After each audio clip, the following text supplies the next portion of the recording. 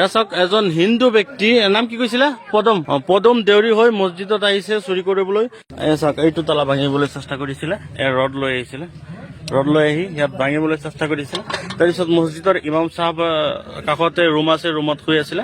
তাৰপিছত শব্দ পাই যেতিয়া আহিছে, আহি পেলাই চাইছে তালা ভাঙি আছে চোৰ। তাৰপিছত চোৰক ধৰি ৰাইজক খবৰ দিছে। ইয়াত চাইছে বহুত মানুহৰ সমাগম হৈছে, বহুত মানুহ আহি আছে আৰু গৈ আছে। ইয়াত চাইছে মছজিদ মৈৰাবাৰী থানাৰ এলেকাত হয়। গতিকে এই চোৰ চাওক এজন হিন্দু ব্যক্তিহে মছজিদত চুৰি কৰিবলৈ আহিছে, তথাপিও সুৰক্ষিত, কোনো মানুহে একো কৰা নাই। গতিকে আইন হাতত তুলি নলয় মুছলমান লোকে। গতিকে পুলিচক খবৰ দিছে। ইয়াত সৰুচলা বিডিবিৰ ছেক্ৰেটাৰীও আহিছে, ইয়াত সৰুচলা গাঁও প্ৰধানো আহিছে, আহি পেলাই থানাত খবৰ দিছে। থানাৰ পৰা পুলিচ আহি তাৰপিছত পুলিচক ঘটাই দিব। গতিকে চাওক হ'লেও নিজে স্বীকাৰ কৰিছে যে ড্ৰাগছ খাই বুলি আৰু চুৰি কৰিবলৈ আহিছে বুলি। নাম কি ক'ব? অলপ টানকে কওক। মানে হিন্দু ব্যক্তি আপুনি, ঘৰ ক'ত? কিয় আহিছিলে ইয়াত? কিয় আহিছিলে কৈছে নহয়, আকৌ কওক। এই দান পাত্ৰ তালা চোৱা কাৰণে। এই মছজিদৰ দান পাত্ৰ আপুনি ভাঙিবলৈ চেষ্টা কৰিছিলে? হা, কিয় ভাঙিবলৈ আহিছিলে? কিয় বান্ধি থৈ দিছে?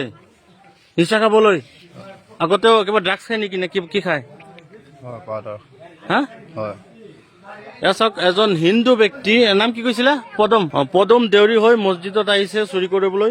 এই এলেকাটো হৈছে মৈৰাবাৰী থানাৰ এলেকাত। গতিকে এয়া চাইছে ৰাইজে বান্ধি থৈ দিছে। গতিকে পুলিচক ফোন কৰিছে, পুলিচে আহি কি কৰিব লৈ যাব। গতিকে ৰাইজে কিবা কৰিছে নেকি আপোনাক মাৰপিট? ৰাইজে মাৰপিট কৰিছে নেকি? মাৰিছে জানো তোক? নাই, এয়া শুনিছে, ৰাইজে মাৰা নাই। যিহেতু ইয়াত চাইছে মছজিদৰ ইয়াত দান পাত্ৰ আছে, দান পাত্ৰত চুৰি কৰিবলৈ আহিছিল। ইয়াত বহুতো ৰাইজ আছে। এয়া চাইছে আমাৰ ছেক্ৰেটাৰীও আছে সৰুচলা নৱোদয় যুৱক সংঘৰ। কি ক'ব আপুনি, কি গম পালে? গম পোৱা মানে মই এইমাত্ৰ আহি পাইছো, আমাৰ মছজিদ কমিটিয়ে জনাইছে এই তেখেতৰ ঘৰ বৰপাটাবৰী বুলি শুনা পাইছো। তেখেতে আহি পেলাই ৰাতিপুৱা 4টামান বজাত দান পাত্ৰত কিবা এটা ৰড লৈ পেলাই দান পাত্ৰখন ভাঙিছে। ইয়াৰ পৰা পইচাও অলপ লৈছিলে, পইচাখিনি নিব পৰা নাই। ইয়াতে আমাৰ জনাবে আটক কৰিছে তেখেতক, এই বুলিয়ে গম পাওঁ আৰু।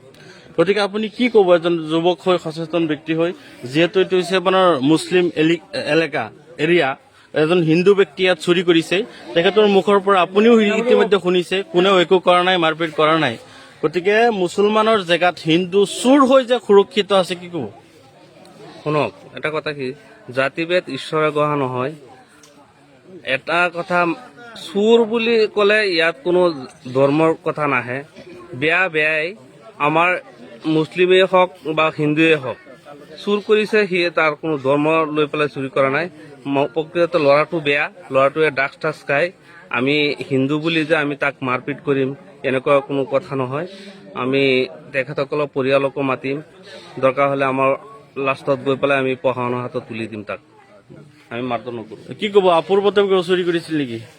मेरा घर में काम करने के लिए गया था, उसके बाद एक हथियार था, वो हथियार लेके चला गया। उसके बाद मैं घर में कंप्लेंट दिया था, घर वालों ने कहा उसको मारपीट करो।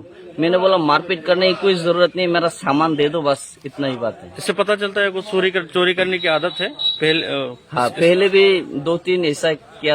আপুনি সৰুচলা বিডিবিৰ ছেক্ৰেটাৰী, ইয়াত চাইছো যে এজন হিন্দু যুৱকক বান্ধি ৰাখিছে, কিয় বান্ধি ৰাখিছে কি ক'ব? আপুনি কি গম পাইছে? এই আমাৰ মছজিদৰ যে ইমাম আছে, যে ইমামে তাৰ মানে নমাজ পঢ়ি পেলাই এই চাৰিআলিত গৈছে। তাৰ পৰা আহোঁতে চাৰিআলিত যাওঁতে আকৌ ল'ৰাটোক এতিয়া কলগছৰ তলত বহি থকা দেখা পাইছে। এতিয়া দেখা পোৱাৰ পাছত আকৌ ইমাম চাহে ৰুমত সোমাই কিবা এটা কাম কৰি আছে, তেতিয়া এটা মাত ওলাইছে। এই মানে তলাটো যে আছে বাকচৰ, এই তলাটোত সি কোব দিছে। কোব দিয়াৰ লগে লগে ইমাম চাহে বাহিৰত ওলাই আহিছে। ওলাই চাই সি তলা ভাঙি পেলাই পইচাটো ওলাব খুজিছে। মানে আপুনি কেইটা বজাত গম পাইছে? মই 6টা মানত। ঘটনাটো কেইটা সময়ত হৈছে? এইটো 5:30 মানত হ'ল। আমি মানুহৰ পৰা শুনিছো যে এইজন ল'ৰাই আগতে পূৰ্বতে আৰু চুৰি কৰিছিল, পুলিচকো গতাই দিছিল। তেখেতৰ গাঁৱৰ মানুহে যিসকলে আহিছে সেইসকলে কৈ আছে যিহেতু আগতে বোলে ছাগলী আৰু কিবা কিবি চুৰ কৰিছে, পুলিচক চমজাই দিছিল বোলে, আকৌ বোলে এৰা খাইছিল। মাজে মাজে আহি পেলাই আকৌ এই চুৰিয়ে কৰে, ড্ৰাগছ খাই কিবা চৰিত্ৰৰে চুৰি।